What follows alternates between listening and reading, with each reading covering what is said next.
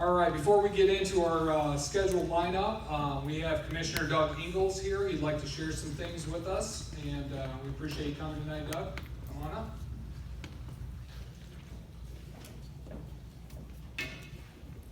Thank you, Josh. And thank you for giving me a few minutes here tonight. My name is Doug Ingles. I am County Commissioner. I'm elected by District 1. District 1 is City of Hillsdale and the western portion of Hillsdale Township. While I am an elected commissioner by the district, commissioners actually represent the entire county. We don't only represent our district, we represent all of the county and the residents and voters in the county. The issues that we deal with in the county Board of Commissioners are countywide issues. Townships, cities, villages deal with their more local topics and issues. The county is more absolutely countywide. So just because I'm District 1 elected commissioner, I do represent everyone in this room who's Hillsdale County.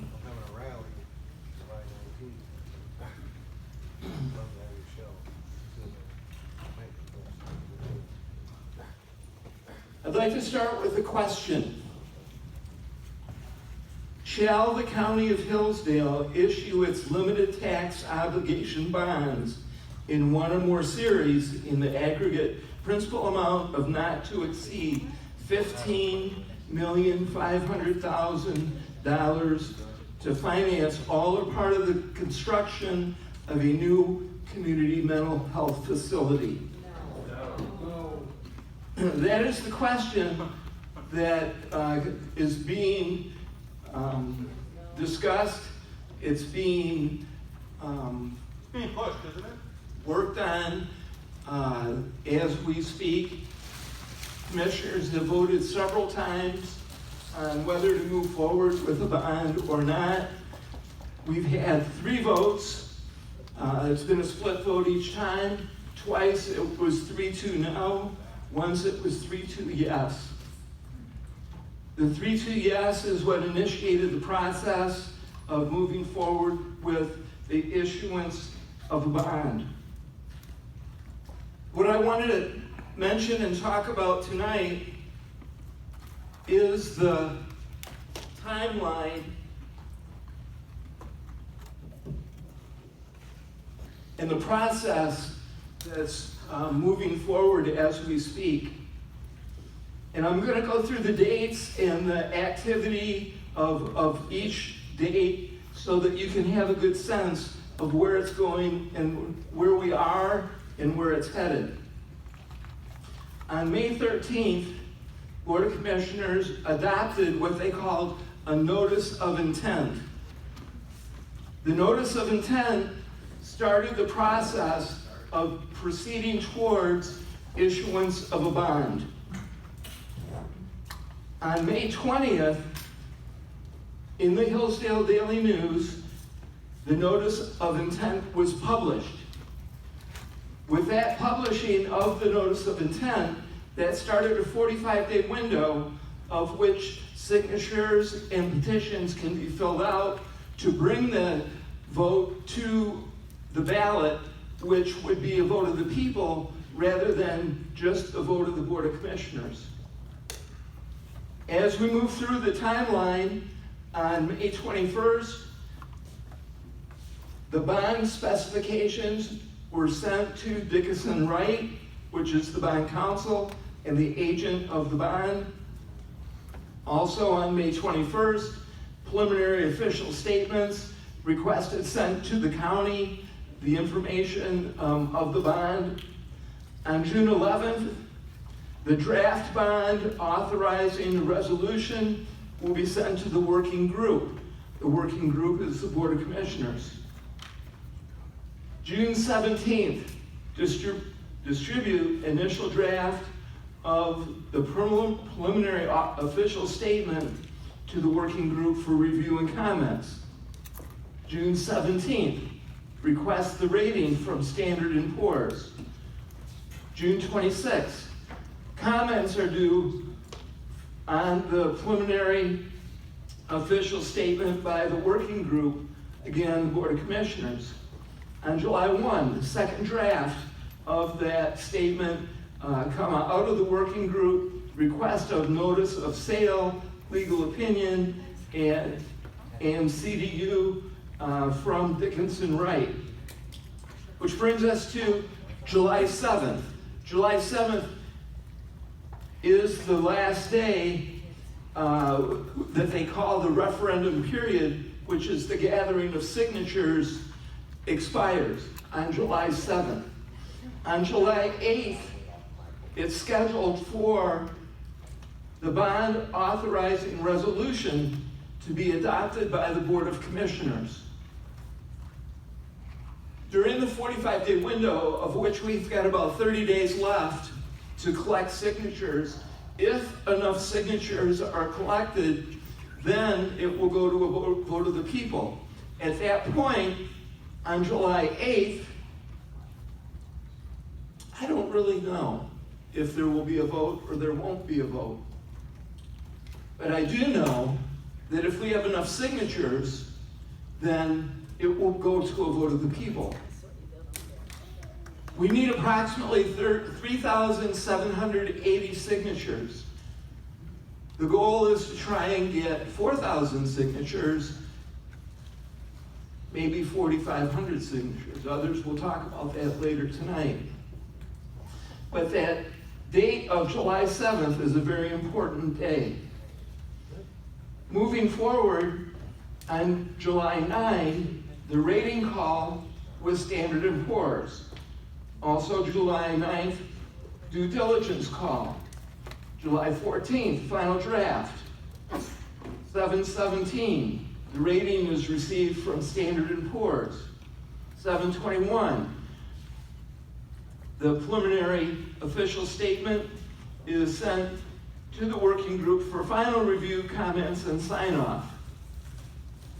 Notice of sale on 7/21 is published by Dickinson Wright in the bond buyer. On 7/28, the bond sale. On 8/4, the final official statement. On 8/5, the closing letter. On 8/12, the bond closing with funds deposited to the county's account. So as you can see, there are many, many steps going forward. But the important thing right now is that we're in the window of referendum to try and gain signatures. And truly, if you are in favor of the bond, you really want to sign the petition as well.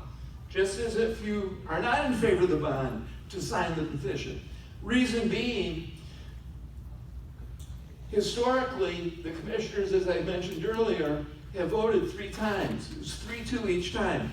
2 commissioners consistently have said yes. 2 commissioners have consistently said no. You've got 1 commissioner that has gone the swing vote, so to speak, which means really 1 commissioner is making a decision on a $15.5 million bond. I don't feel good about that. I think that it's important to get as many signatures as we can so that it can be elected by the ballot. The timing has been set probably November of 25. The August primary is too short of a time frame that it will not happen in August of 25. The other date that I have heard is August of 26. So I don't know, really, it hasn't been set to me when the ballot and the election will happen. But again, getting the signatures is the important aspect. So that's my update, that's my report. I'm happy to answer any questions.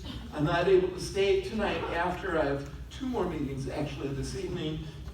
John. As a matter of fact, I don't want you to disparage. Could you tell us who's for it, who's not for it?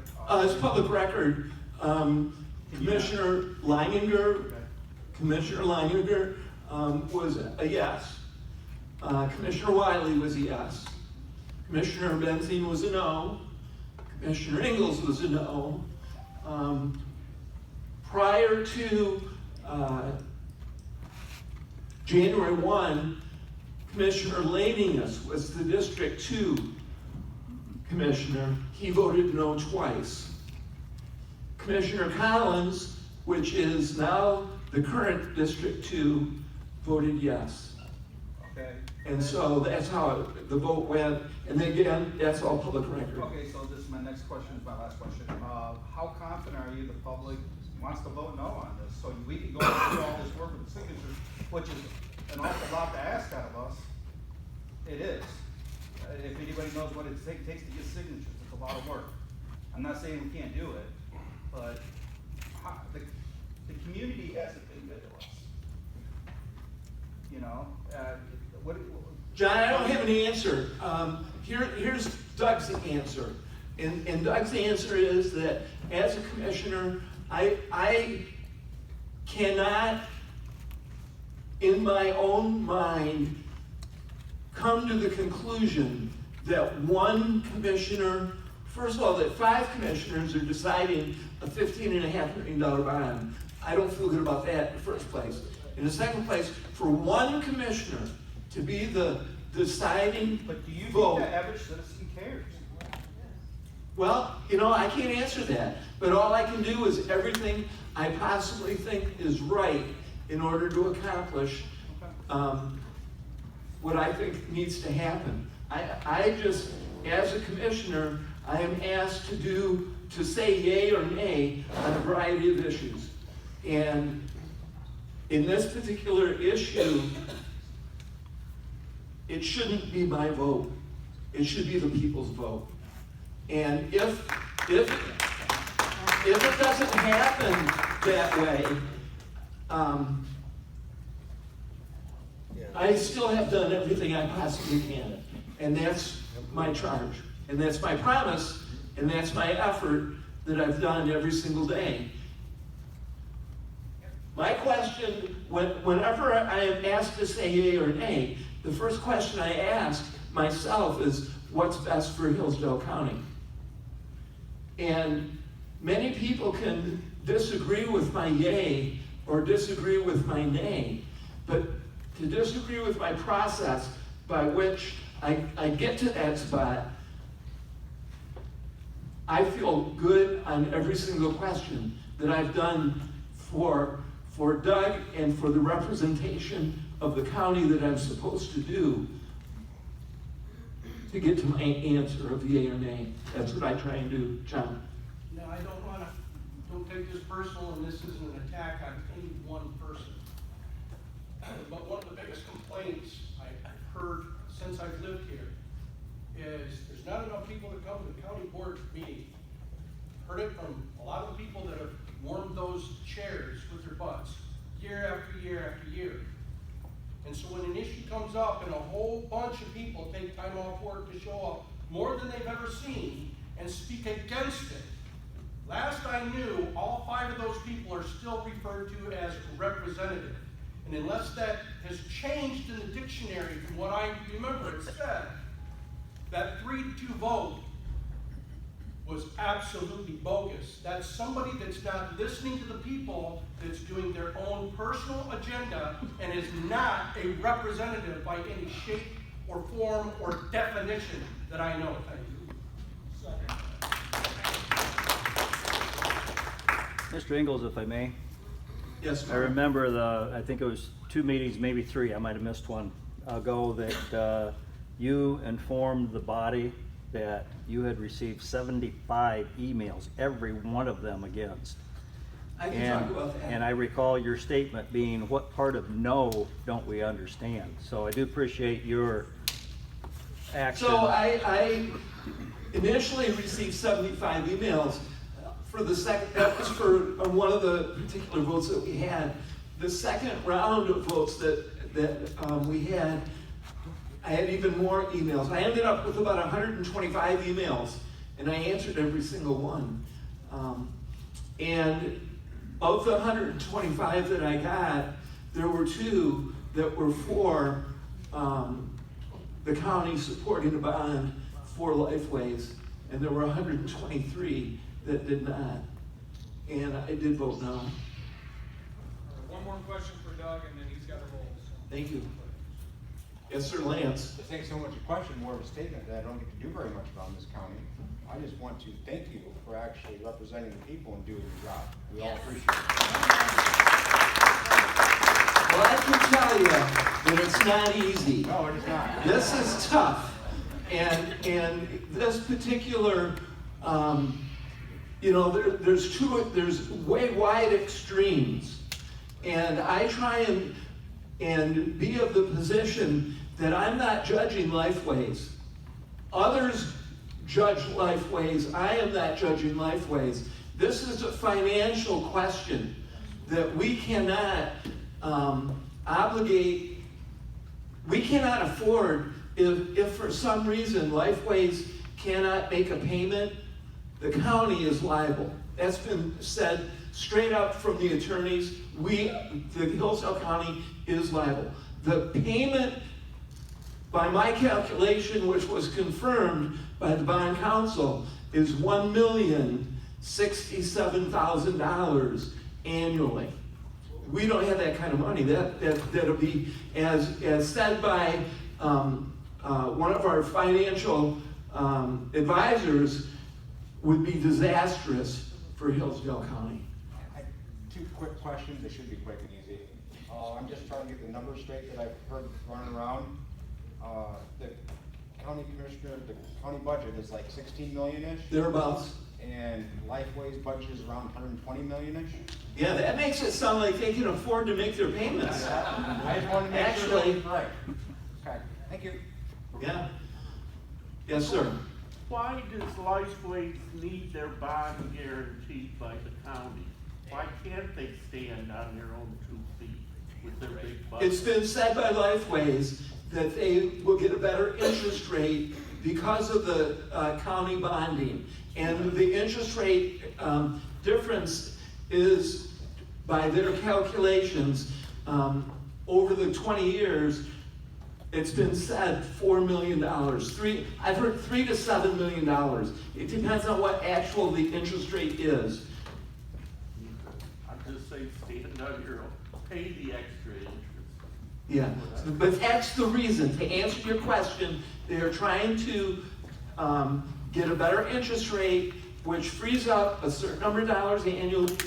It's said to be less than $200,000 annually on their $120 million budget.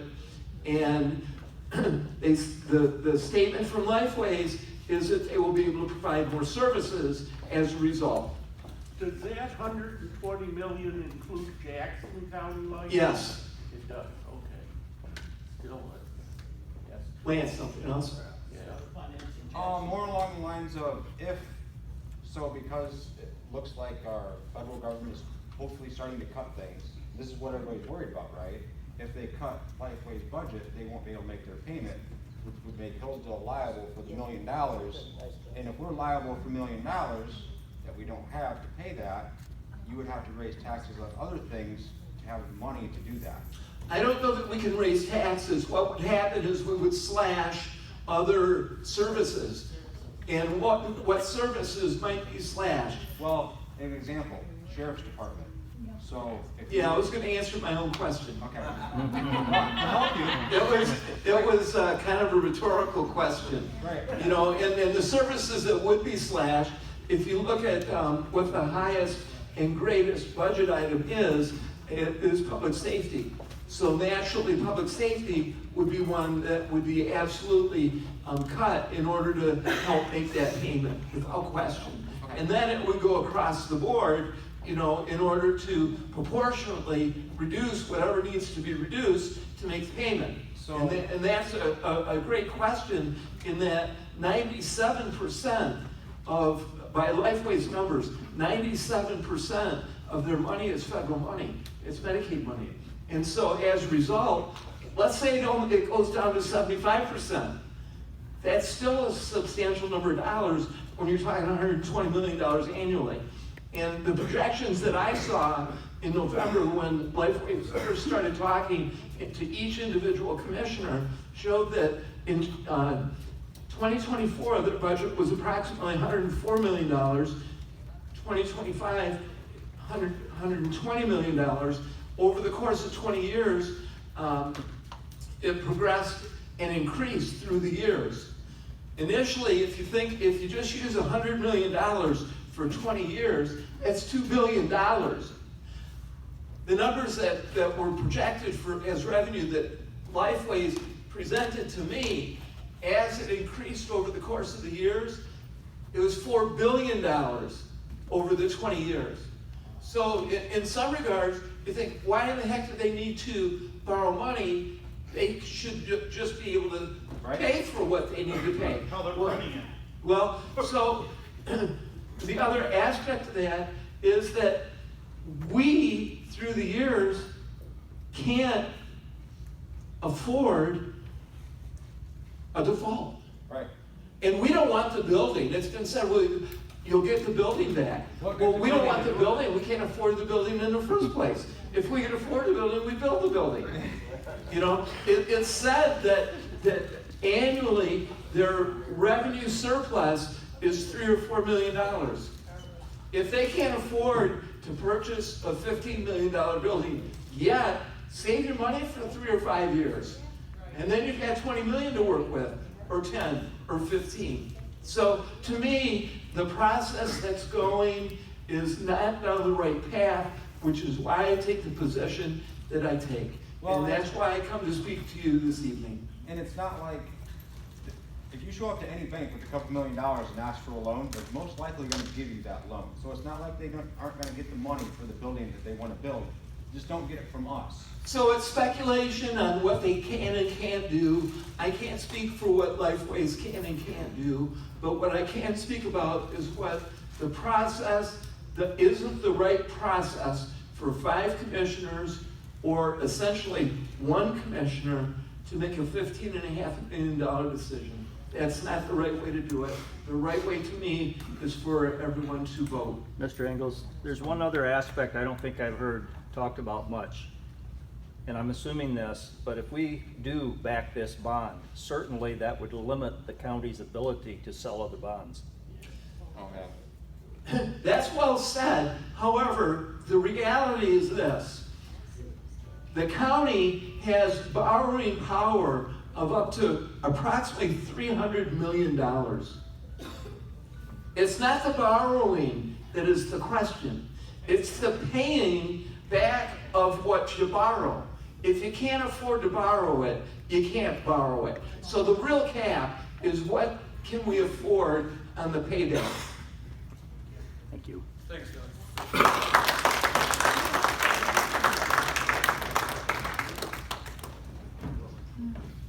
No, I don't agree on everything that Doug has voted on. But you know, we have to praise our elected officials when they're doing good things, and Doug is on the right side of this, and I do appreciate the efforts that he's doing for us as voters and constituents of Hillsdale County. So appreciate that.